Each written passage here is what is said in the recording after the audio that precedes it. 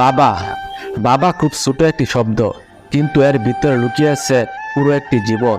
বাবা মানে যার হাত ধরে পৃথিবীর বুকে প্রথম পথ চলা। বাবা মানে জীবনে পাওয়া একজন সেরা মানুষ। বাবা মানে ভয় কিসের, আমি তো আছি সবসময় তোমার পাশে। বাবা মানে নিজে কৃপণতা করে সন্তানের জন্য 2 টাকা জমা করে রেখে দেওয়া। বাবা মানে শত শাসনের পরেও এক নিবিড় ভালোবাসা। বাবা মানে শত অভাব অনটন থাকলেও তার সন্তানকে কখনো বুঝতে না দেওয়া। বাবা মানে নিজে কষ্ট করে সন্তানের জন্য ভবিষ্যৎ গড়া।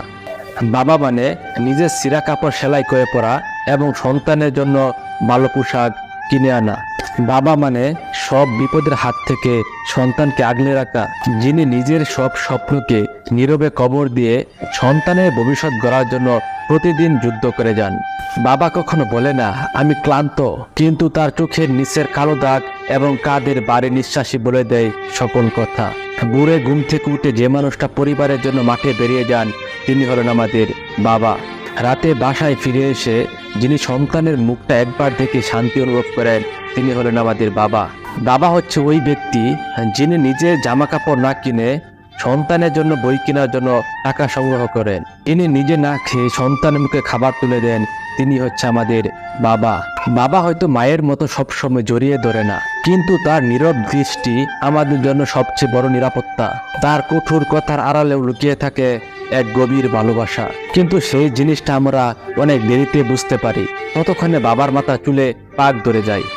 আজ আমরা যে জায়গায় দাঁড়িয়ে আছি তার পিছনে আছে বাবার গাম, কষ্ট আর না বলা হাজারো গল্প। বাবার গুরুত্ব কতটুকু সেই সন্তানের কাছে জিজ্ঞাসা করুন, যে জন্মের পর তার বাবাকে হারিয়েছে। বাবাকে হারিয়ে ফেলা মানে মাথার উপরে ছাদ হারিয়ে ফেলা।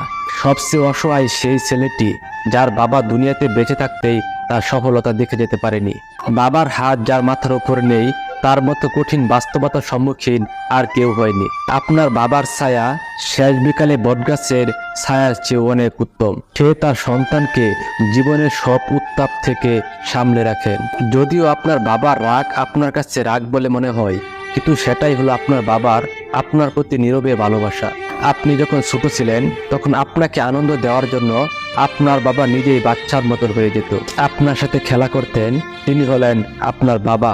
বাবা হলেন একটা মোমবাতির মতো, যিনি নিজে পুড়ে গিয়ে সন্তানের ভবিষ্যৎ আলোকিত করে, কিন্তু তা মুখ ফুটে কখনো আমাদেরকে বলে নাই। হয়তো প্রত্যেকটা মেয়েই তার স্বামীর কাছে রানী হয়ে থাকতে পারে না, কিন্তু প্রত্যেকটা মেয়েই তার বাবার কাছে রাজকন্যা হয়ে থাকে।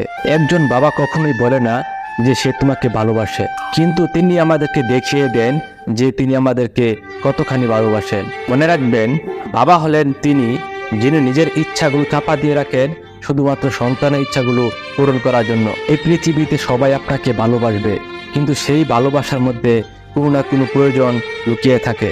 কিন্তু একজন ব্যক্তি আপনাকে কোনো প্রয়োজন ছাড়াই সারা জীবন ভালোবাসবে, তিনি হলেন আপনার বাবা। সবচেয়ে অবাগা সেই ছেলে যার মা বাবা জীবিত থাকা অবস্থায় সে তার জান্নাত নিশ্চিত করতে পারল না।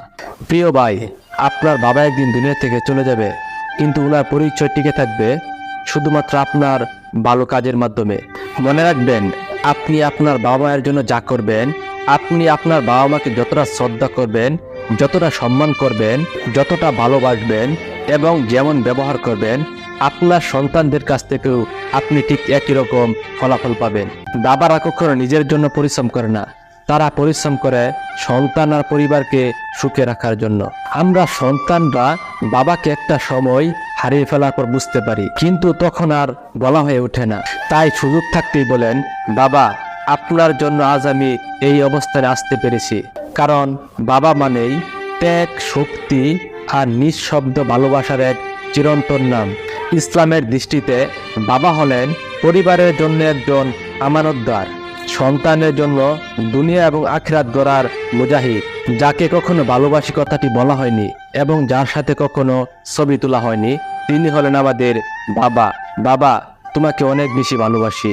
সো বন্ধুরা, আপনার বাবা যদি বেঁচে থাকে তাহলে তাকে সবসময় সম্মান করুন এবং ভালোবাসুন। আল্লাহ রাব্বুল আলামিন আমাদের সকলকে বুঝার তৌফিক দান করুক। আমিন।